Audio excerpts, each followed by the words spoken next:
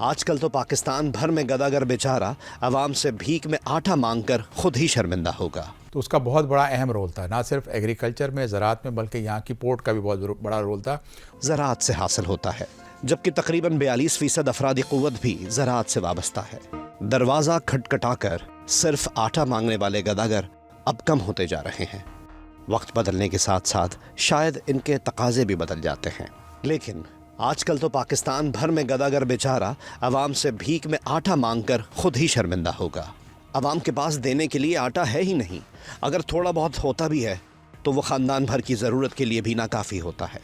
आटे की कीमत आसमान पर हो और मुल्क चलाने वालों को आता जाता कुछ ना हो तो नतीजा ऐसा ही होता है। आटा इतना महंगा हो गया, ट्रक हमारी तरफ आ रहे हैं, मॉडल कॉलोनी में ट्रक, 2 औरतें मरी हैं उनके खातिर।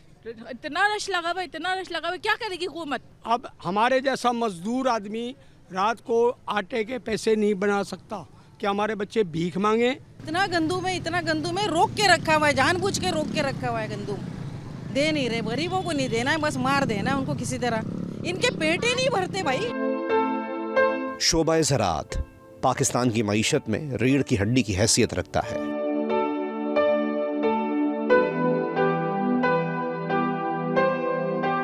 मुल्क की मजमूई कौमी पैदावार का 21% हिस्सा ज़राअत से हासिल होता है, जबकि तकरीबन 42% अफरादी क़ुव्वत भी ज़राअत से वाबस्ता है।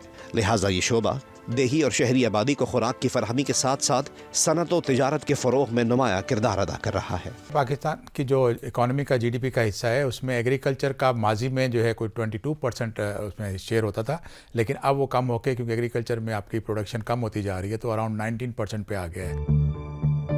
टेक्सटाइल और शुगर मिल्स के अलावा खाने पीने की अशिया तैयार करने वाले यूनिट्स भी खाम माल के लिए इसी शोबे पर इन्हिसार करते हैं। लेकिन सितम ये कि ज़राई मुल्क होने के बावजूद पाकिस्तान इस वक्त अपनी ज़रूरियात के लिए कपास, चीनी और गंदम दरआमद कर रहा है। तकसीम से कबल पूरे हिंदुस्तान में गंदम फराहम करने वाला खित्ता आज आटे की शदीद किल्लत का शिकार है। सिंध का जो रीजन है पाकिस्तान में, इस पूरे बरसागिर के अंदर जो है, हिंदुस्तान भी जब इसका हिस्सा था तो उसका बहुत बड़ा अहम रोल था, ना सिर्फ एग्रीकल्चर में, ज़राअत में, बल्कि यहाँ की पोर्ट का भी बहुत बड़ा रोल था। और आपको पता है कि जब आपके पास इन्वेडर्स यहाँ आए तो उन्होंने भी यहाँ इसको मरकज़ बनाया और यहाँ पे डेवलपमेंट की। उस वक्त ये पूरी बॉम्बे तक की जो पोर्ट है उसको भी इंडिया का तमाम हिस्से को करता था। ज़राई शोबे के बतदरीज ज़वाल पजीर होते रहने के सबब पाकिस्तान को कभी गंदम, कभी कपास और कभी चीनी जैसे अजनास दरामद करना पड़ते थे। लेकिन अब हाल ये हो गया है कि ये तीनों अशिया बैक वक्त दरामद की जा रही हैं। हमारे यहाँ जितनी इंडस्ट्री बनी हुई है, चाहे टेक्सटाइल है, शुगर है, या राइस की एक्सपोर्ट्स हैं, या दूसरी या फूड के मुतालिक, वो तमाम की तमाम डिपेंड करती हैं हैवीली एग्रीकल्चर के ऊपर। तो उसके लिए हुकूमत को ज़राअत को एक बूस्ट देना होगा, उसको बढ़ाना होगा। गंदम, कॉटन जिनर्स, राइस सेलर वाले या आम प्राइवेट सेक्टर में बहुत सारे लोग अपने पास होल्ड कर लेते हैं, क्योंकि नॉर्मली 200-300 रुपये का इजाफा आ जाता है।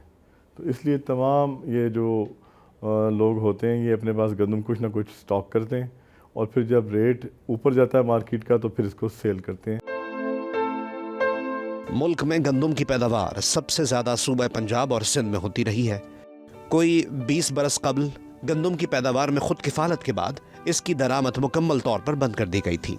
लेकिन इस मुल्क में आमरीत, दहशतगर्दी, बदउनवानी और महंगाई समेत हर आफत और हर बला किसी न किसी अंदाज में वापसी का रास्ता ढूंढ ही लेती है। लिहाजा पूरी कौम आटे की भारी कीमत अदा कर रही है।